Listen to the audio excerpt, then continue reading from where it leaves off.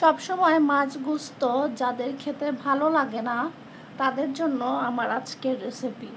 আসসালামু আলাইকুম, সবাই কেমন আছেন? আমি ভালো আছি আলহামদুলিল্লাহ। আশা করি আপনারাও সবাই ভালো আছেন। আজকে রান্না করার সময় ভাবলাম গোস্ত খেতে খেতে আর ভালো লাগছে না, আর সব সময় মাছও ভালো লাগে না, সেজন্য আজকে আমি পটল ভাজি করব।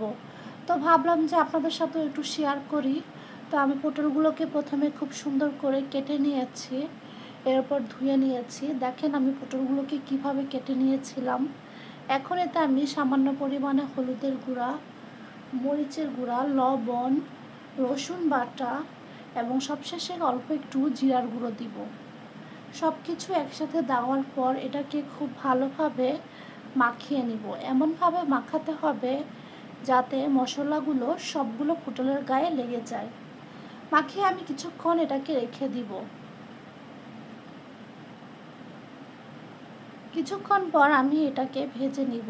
ভাজার জন্য একটি ফ্রাই প্যানে আমি কিছু পরিমাণ মতো তেল দিয়েছি এবং সবগুলো পটল দিয়ে দিয়েছি।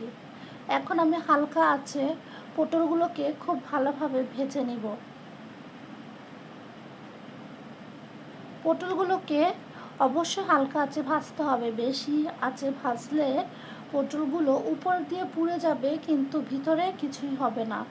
এই দেখেন আমার পটলগুলো খুব সুন্দরভাবে ভাজি হয়ে গিয়েছে এবং এটি দেখতে খুব সুন্দর হয়েছে।